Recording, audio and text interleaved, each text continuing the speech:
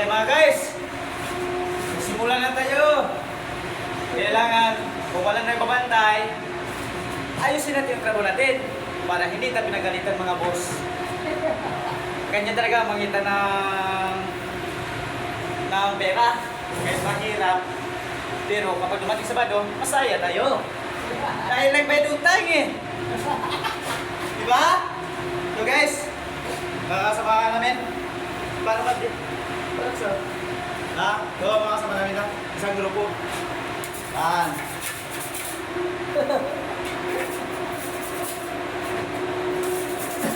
Sana no? Ha?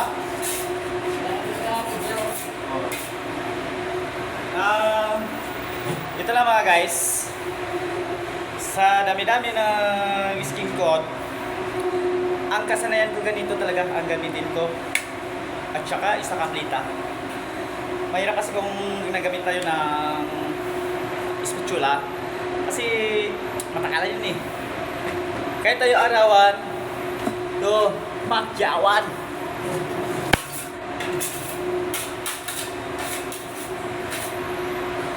Okay guys, trabaho muna tayo. Mamaya pa tayo na video-video or ano kung hindi na busy. Kasi ngayon, kami pa itong trabaho eh. Relax ka, kalma lang. Manonoorin nyo to ako. Ito po. Parang na gano'n ang palaman sa tinapay. Tapos si Pahit po, dito. Hindi dito. Dito oh. Saan mo na, kuha natin yung sa gilid. Para sa pagkatapos na dito, hindi tayo mahirapan kasi settle na yung mga sa gilid. Kasi mahirap kasi yung mga makantuhan. Ganyan. Ganyan po, ganyan.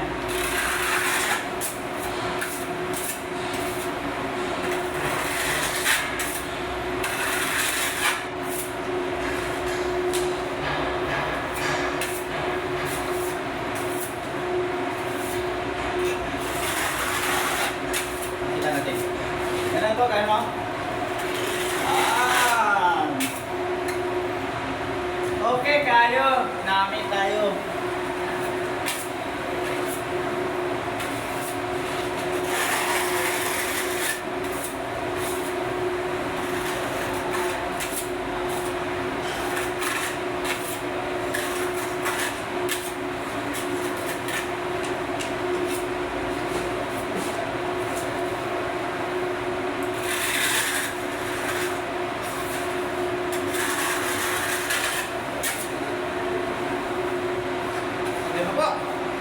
Napasukan mo ba ito yung mata ko eh. Nag-kiss kanina eh. Nasobrahan pa parang na DJ. Ganito na lang buhay sa Pilipinas. Hindi katulad buhay sa ibang lugar.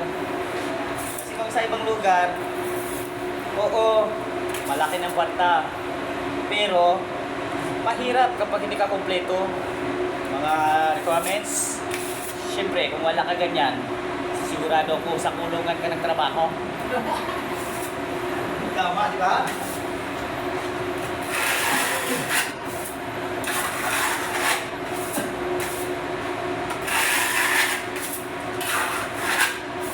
Yung scale isa lang.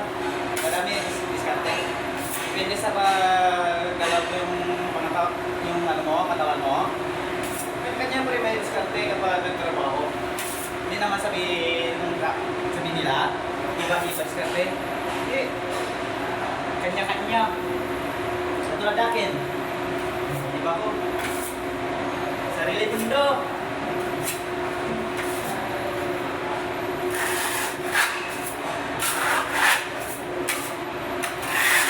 Ganun guys, kapag madalian. Isang pahid mo lang. Yung importante, makinis na nakagisa mo na dito para kapag nasimpatan mo, wala na sila na bukol-bukol kasi pangit na tingnan. Katulad tayo, kapag isig-isig damit natin, may pangit na pagtingin ng tao sa akin eh. Ganito pa rin ang trabaho natin, kailangan maganda.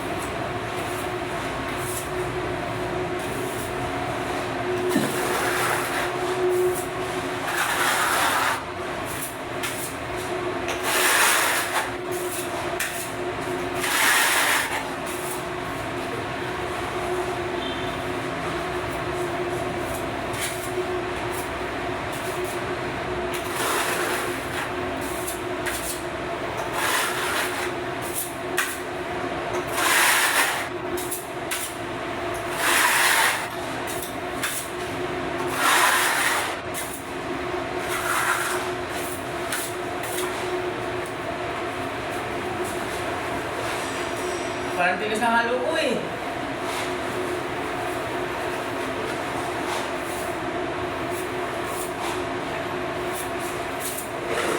Ang ano po, kung nagtimpla, depende. Depende sa diskarte. Kung medyo malambot siya, pwede pang first coat. Pero kung medyo tigas siya, medyo tuyo, kailangan pa second coat.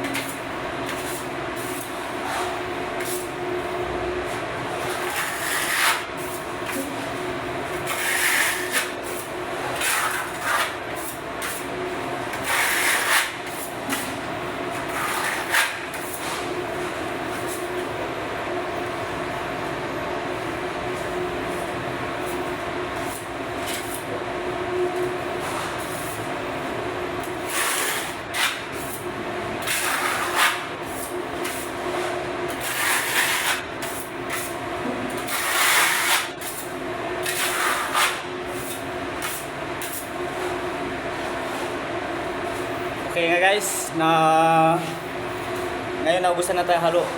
Kailangan nag-mix pa tayo ng skin coat. Okay, mamaya ipatingnan ko sa inyo ang paano nagtimpla sa skin coat. Okay guys.